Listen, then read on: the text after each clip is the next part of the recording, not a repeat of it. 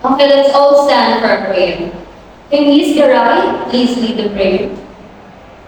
Amen. Good morning, students. Good morning, ma'am. Before you take your seats and you arrange your chair, pick up the trash and throw it garbage bin outside.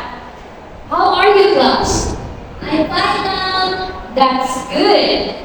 Okay, before we check attendance, may we introduce ourselves first. I am Kayla Judith Sakura Payari. You can call me Mom Kayla, and this is my co-teacher, Isel Bernasol, Rachel Flores, Shandy Apollo, and Jasper Labrica. Thank you, my co-teachers. Okay, where is your secretary? Okay, secretary, is there any absent in this class? None, ma'am. None. So, since nobody is absent today, let's give ourselves a round of applause. Okay, in this class, I have 3 classroom standards. The first one is be respectful. If you want to be respected, respect us as your teacher. Second one, raise your hand if you want to talk. Do not answer us in a chorus because meron tayong mga kamay at gamitin po natin ito. And last one, avoid using gadgets. Failure to do so will have a consequence. Am I clear? Yes, ma'am. Good. So, may I know what is our last topic? Okay, Miss Ato. Thank you, Miss Ato. Very good. So the last topic is all about the 7 dimensions of wellness. So what are the 7 dimensions of wellness? Anyone in this class? Since nobody raised their hand, I will call somebody. Okay, Miss Tabundan, what are you doing? You're not listening to me. Okay, Miss Tabundan, answer my question. What is the 7 dimension of wellness? Very good. 7 dimension is wellness. That's physical wellness, emotional wellness, intellectual wellness, social wellness, spiritual wellness, environmental wellness, and occupational wellness. So, bakit ba importante 7 dimension wellness? It is important to us to function or bodily functioning. Kasi kung wala yung isa, ma-apektuhan yung ibang dimension of wellness. Kaya, importante na meron tayong 7 dimension of wellness to become healthy. Now, let's have a warm-up activity. The title of our activity is Super War and Not So War. Are you all ready? Okay, so I have a picture here. All you need to do is guess the picture if it is unfit and fit individual. If it is fit, all you say is super war and do this. If it is unfit individual, say not so war and do this. Okay, naintindihan ba? So that's good. So the first picture is if it is unfit or fit individual, it is super war. Very good. So the second picture is it is not so war. Very good. Grade 11, Lynn. So the third picture it is super war again. So the third picture it is super war. So that's good. Grade 11, Lynn. And the last picture is it is not so war. Very good, grade 11 team. So before we proceed to our new topic, let's read our objective first.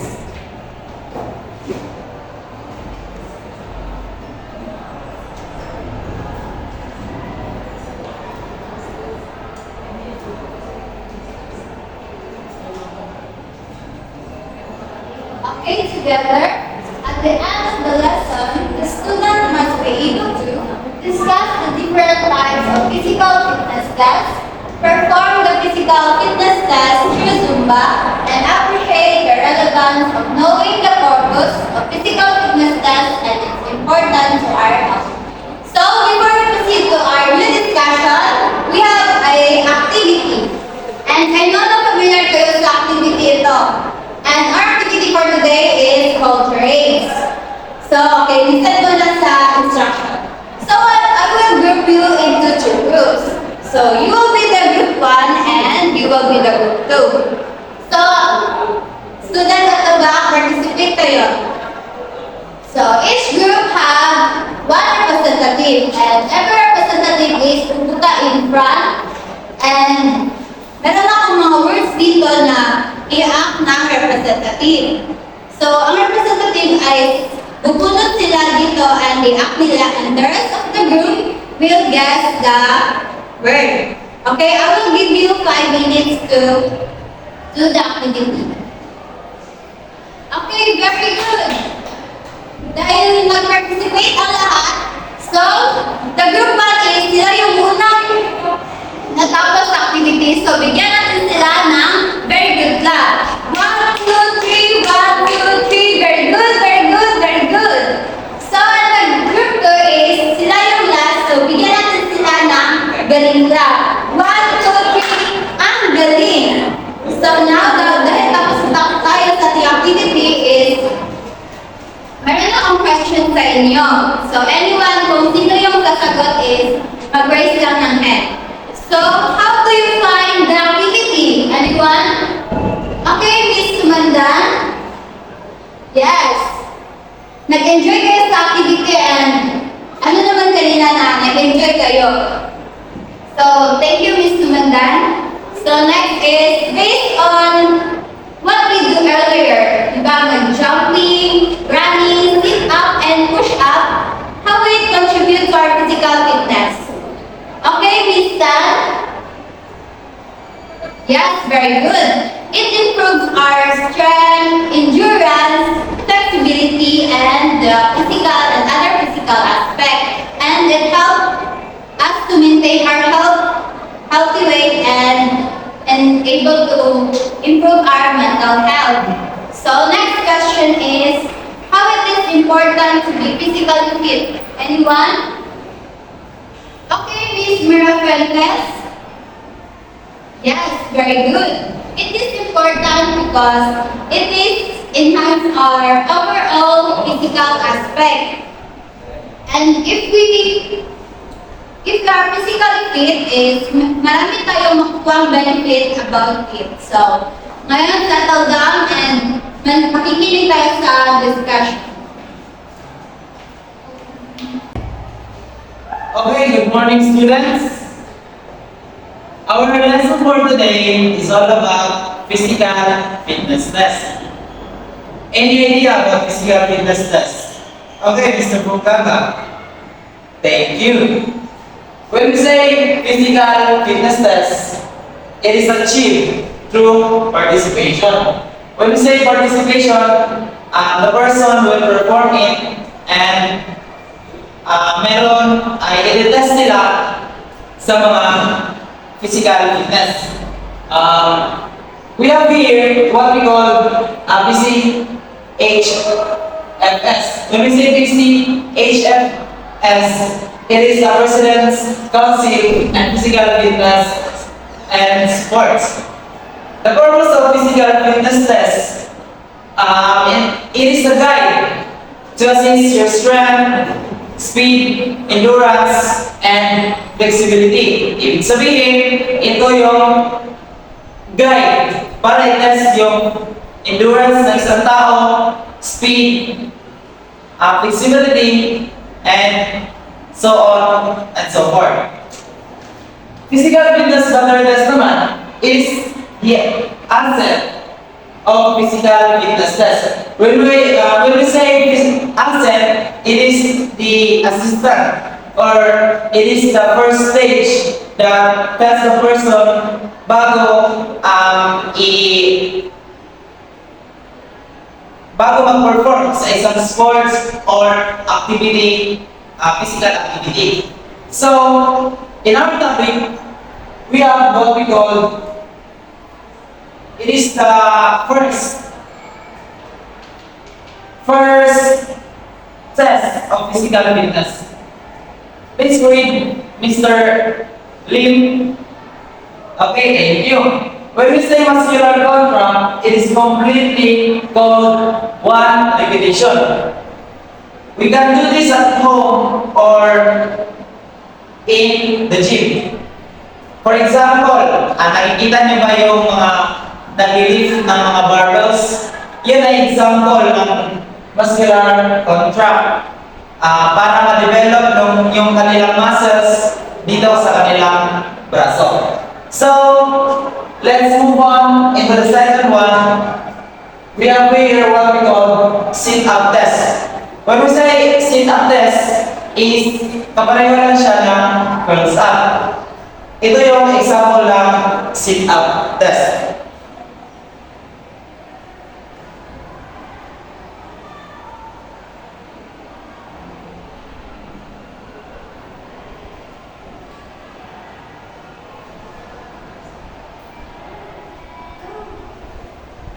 Okay, everyone.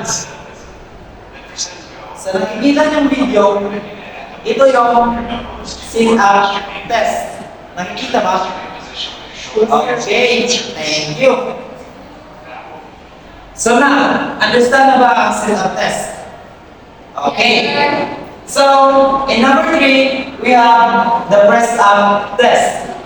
Common naman to sa atin lahat dahil nakikita natin or some of your students is athletic, di ba? Okay, Miss Jolly. Di ba ikaw ay isang press-up player? Okay. Ang press-up test is, ito yung tinatawag natin na push-up. Basic naman sa atin, di ba? Okay, thank you. Okay, let's move on into our next physical fitness test. Okay, sa B naman, dito natin matutunghayan or malalaman kung anong tawag nito or para saan to.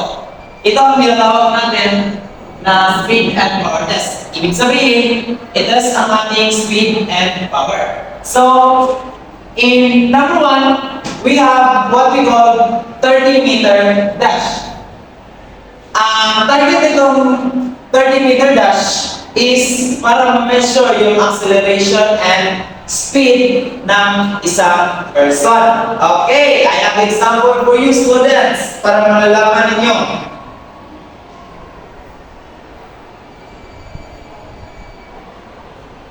Ito po yung 30-meter dash. As you can see, the person is accelerate of his full speed. Intindihan ba? Okay, thank you. So now, in our second one, we have 30-meter sprint fatigue. When we say 30-meter sprint fatigue, this includes measure the capacity of recover. When we say kung ano yung nasimulan niya sa pagtakbo is kailangan pagbalik niya, yun pa rin yung kalakas niya tumakbo. Okay, ang example natin dito is ito.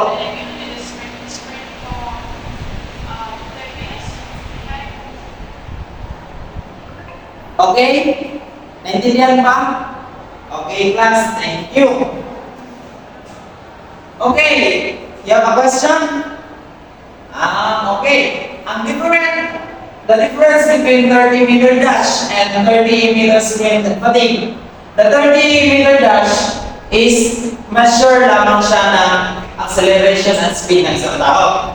Habang ang 30-meter sprint fatigue is nag-measure siya kung ano kabilis yung takbo.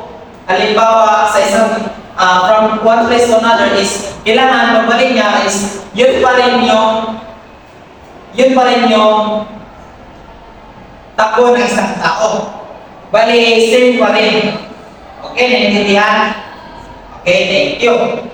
So, in number 3, we have Illinois agility test. Illinois agility test. It is usually to verify agility.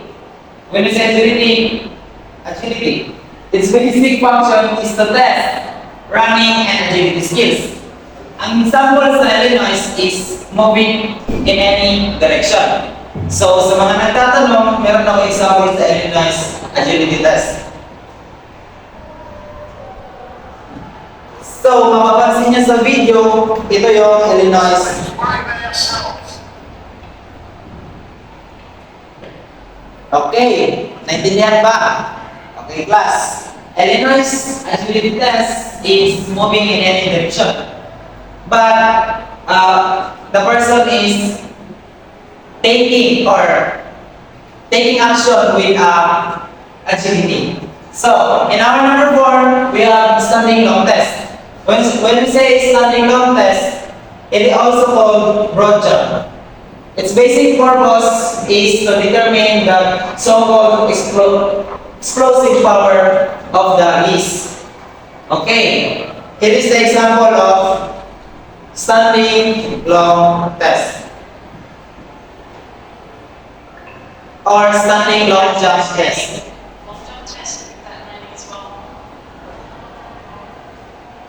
Okay, nakikita ba?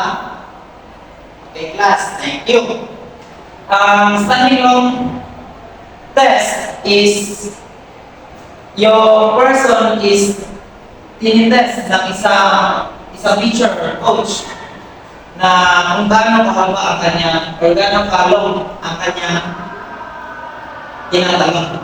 So, in our number 5, we have standing vertical jump test.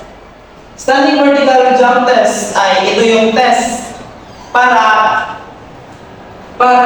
i-measure yung gaano kalakas tumalon or gaano kahaba tumalon ang isang person. Okay, correct. So, understand ba? Okay, thank you. So, in our last lesson or the last factors of our topic, we have hexagon test. Hexagon test. It measures the skills to maintain balance and to move as quickly as possible. So, ang hexagon test is a form of hexagon, and the person is jumping in any direction outside the hexagon to test his balance, and to test his quickness. Okay, naintindihan ba ang ating lesson for today? Any questions and clarifications? Not so far? Okay, thank you. Okay, now, I will group you into 5 groups. All you need to do is to make a Zoom presentation that is 3 minutes presentation. That is relevant also to our topic today, which is the physical fitness test. I will give you 5 minutes to practice, and you can also go outside, but not go too far. Okay, am I understood, class? Okay, very good. Okay, so time's up. Let's start our presentation. But before we start, let me read first our criteria. Okay, for our criteria, please listen carefully. Execution 30%, appropriateness 30%, performance 20%, and lastly, mastery 20%, and a total of 100%. So are you ready for your presentation? I guess you are all ready. So let's start with the group 1. Okay, let's give them a round of applause. Okay, thank you, group 1. How about the group 2? Let's give them a round of applause. Wow, what a fantastic performance, group 2. How about the group 3? Let's give them a round of applause also. Okay, what a performance, group 3. How about the group 4? Wow, that's an awesome performance, group 4. Thank you. And for the last but not the least, let's give it up for the group 5. Wow! Amazing, group 5. So, settle down, class, because I will give your scores. Are you all excited? Okay. So let's start with the group 1. The score for group 1 is execution. I will give them a perfect score. And also for the appropriateness, 30%. For their performance is 18%. For their mastery is 20%. So the total is 98%. The next one is for the group 2. The group 2 is, okay, they got perfect score. Let's give them a clap because masyado silang magaling. And I didn't expect na ganun yung performance na ibigay nila. So I give them perfect score. The next one is for the group 3. For the group 3, I give them for the execution is 28%. And for the appropriateness is 30%. As well as the performance and mastery, I give them perfect 20% and a total of 98%. Yes, let's give them a clap. And for the group 4, the execution is magaling sila, but nakulangan na ako, so I give them 29%. And the appropriateness is 30%. As well as their performance and mastery because sa ulo nila yung steps nila. So I give them 20 and 20%. So a total of 99%. Yes. And for the group 5, okay, for the group 5, masyado nila ako nakabilib. So, matik 100% ang score nila. Yes! So, settle down because I prepared a few questions here. And for those who can answer my question, I will give additional points. So, first question. What are the 2 types of physical fitness tests? Yes, Mr. James, stand up.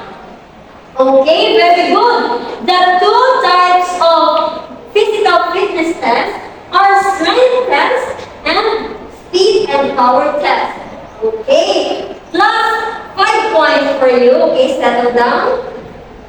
The next one is, what is the purpose of physical fitness test?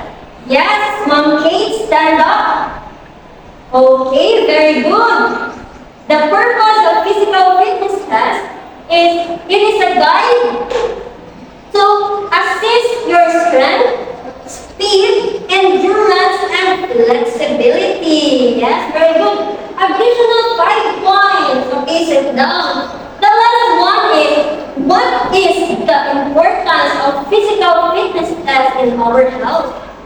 Okay, stand up, Miss Mary. Okay, very good. Of course, it is important because nakakatulong ito na maging makalakas ang ating katawan, di ba? And mag-prevent tayo sa mga injuries. Tama? Yes, very good. Okay, that's it.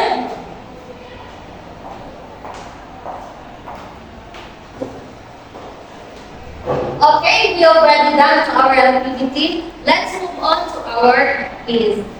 Okay?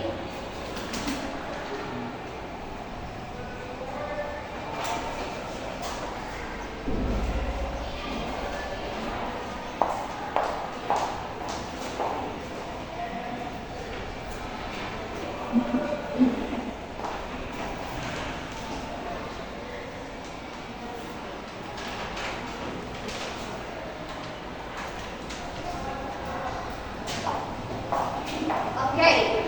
Get one more sheet of paper and then answer that question. And then read the direction. Okay, thank you. I give you 10 minutes to answer. You may start. Okay, finish or not finish, pass your paper at the front.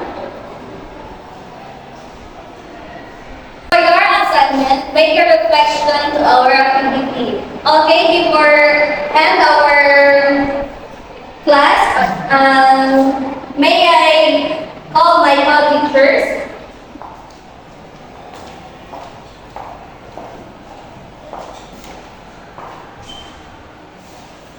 Goodbye and thank you, class.